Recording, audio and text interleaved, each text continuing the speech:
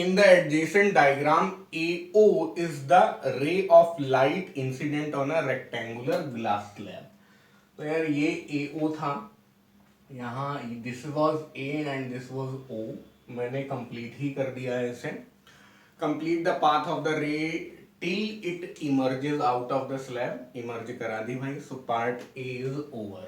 ठीक है, क्वेश्चन का पार्ट ए हम लोगों ने कर लिया. In the diagram mark the angle of incidence. ठीक है, तो सिर्फ मार्क ही करना है. आई है, आप बार बार यहाँ पे मेहनत ना करें कि i is equal to angle of incidence. यार वो तो क्वेश्चन में ही लिखा हुआ है. इस तरह से आप अपना टाइम सेव कर सकते हैं. And the angle of refraction at the first interface. तो this is the first interface. यहाँ पे आपने आर मार्क कर दिया. आर आप अंदर भी लिख सकते थे. और how is the refractive index of glass related to the angle I and R. तो आप अब इसे लिख दीजिए म्यू जी. ठीक है, और म्यू जी आप क्योंकि आपने इंट्रोड्यूस किया है तो आप बोलिए.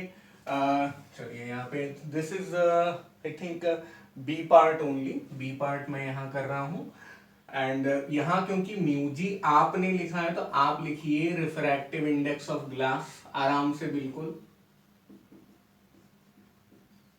बिल्कुल ऐसा क्वेश्चन बोर्ड एग्जाम में एक्सपेक्टेड है. खूब सारे पार्ट्स होते हैं ऐसे क्वेश्चन में. अब आप लिख सकते हैं mu g is equal to sine i upon sine are.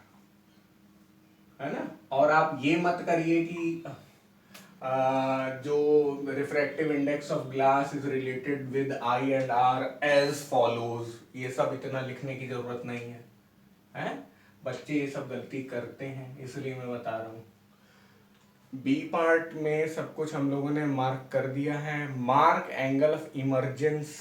C part आ गया. ठीक है, एंगल ऑफ इमरजेंस आपने मार्क कर दिया ई. अब आपसे पूछा गया है how are the angles i and e are related. I is equal to e होता है. ऐसा इसलिए होता है क्योंकि जितना यहाँ पर रे ऑफ लाइट अंदर जाती बेंडिंग टुवर्ड्स द नॉर्मल उतना ही यहाँ पर अवे फ्रॉम द नॉर्मल हो जाता है. तो ये लाइन और ये लाइन आपस में पैरेलल हो जाती है. पैरेलल हो जाती है इसलिए ये एंगल और ये एंगल सेम हो जाता है. ठीक है, अब which two rays are parallel to each other. अगला पार्ट का आंसर मैंने पहले ही दे दिया. डी. इंसिडेंट रे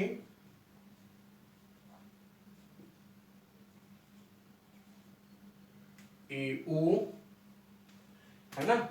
यहां पे मैं पी क्यू लिख दे रहा हूं यहां पे. ठीक है, इसका नाम is parallel to PQ. Incident ray is parallel to emergent ray. तो दोनों बार चाहे आप ऐसे लिख लीजिए चाहे ऐसे लिख लीजिए. दोनों लिखना ज्यादा ठीक रहेगा, सेफ रहेगा. और नेम देम बोल भी रहा है तो ये वाला नेम है, ये वाली मार्किंग है. डी पार्ट हो गया. Indicate in the diagram the lateral displacement between the emergent रे and the incident ray. State one factor that affects the lateral displacement. चलो लैटरल डिस्प्लेसमेंट में आते हैं. सबसे पहले लैटरल डिस्प्लेसमेंट बनाना पड़ेगा हम लोगों को. उसके लिए आर को अंदर पहुंचाइए. इसलिए अंदर क्योंकि अब ये रहा अपना लैटरल डिस्प्लेसमेंट. देखिए वो जो ओरिजिनल डायरेक्शन थी उसी को आगे प्रोजेक्ट कर देंगे, लेकिन डॉटेड होनी चाहिए. ठीक है,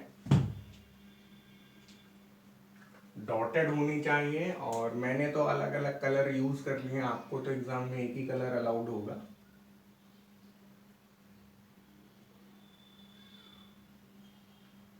ठीक है, तो ये हो गया आपका. अब हाँ, this is the lateral displacement D. D is equal to lateral displacement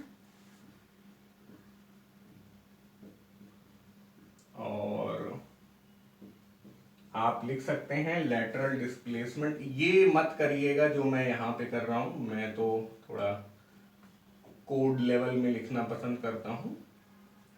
lateral display आपको लिखना पड़ेगा lateral displacement increases with increase in refractive index of glass.